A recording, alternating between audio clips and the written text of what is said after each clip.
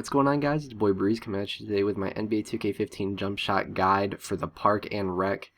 Today, guys, we're basically going to be going over my jump shot and the best jump shots to use in the game, and basically we're also going to be going over how to consistently make jumpers all game. As you can see in this first game right here, I'm showing off I don't miss a shot, and I mean, that's not anything special to me. I have a lot of games where I don't miss, but this is just the most recent one I had recorded.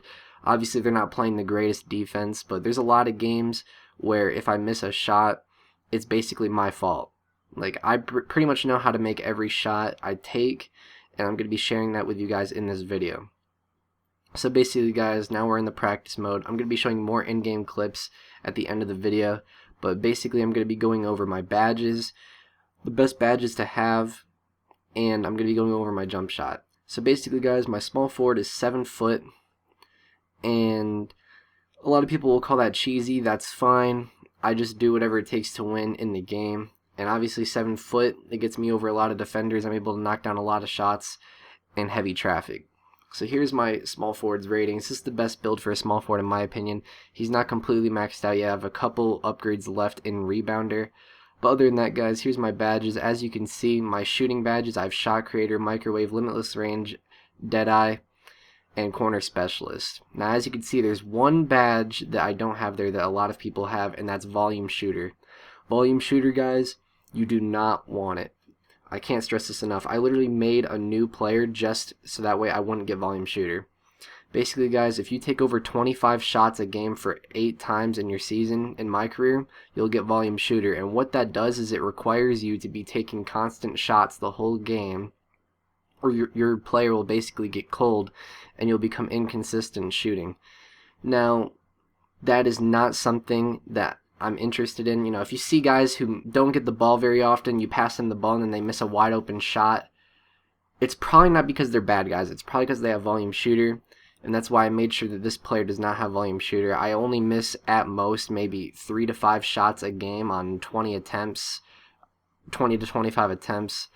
Usually I miss, less than that. Usually I miss around 3 shots a game in the rec. In the park I usually miss around, 1 to 2.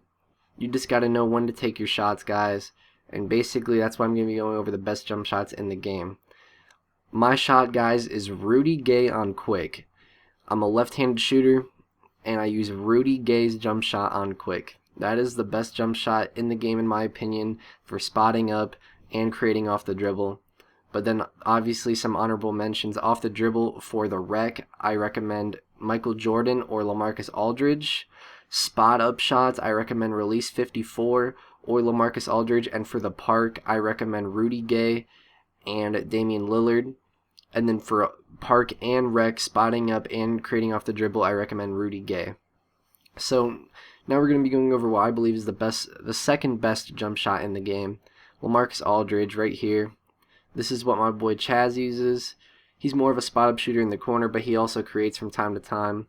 This is a really wet jump shot. I recommend using it on normal if you're a spot up shooter, and quick if you like to shoot off the dribble and create.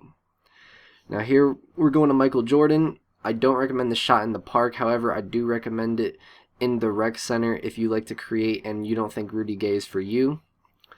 If you don't like Rudy Gay's jump shot, I recommend Michael Jordan, but only for the rec and on quick release.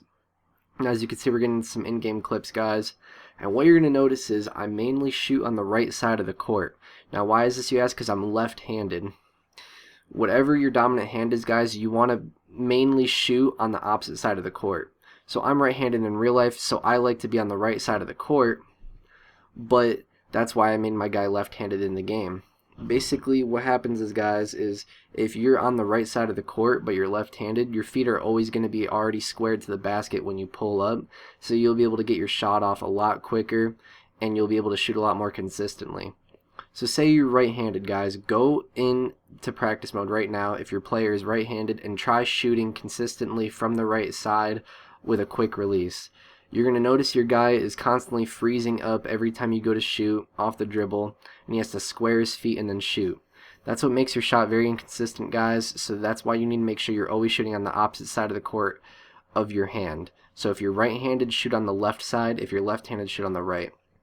And as you can see, we're going up against an all-legend 3 squad for the most part right here. They're running a 3-2 zone. As you can see, I got off to a slow start, only 3 points in the first quarter, but once I adjusted to their zone, I was able to start picking them apart my passes. As you can see, my boy Chaz and Lyons are both on that LaMarcus Aldridge shot. Chaz is more of a spot-up shooter, so he's using it on normal in the corner.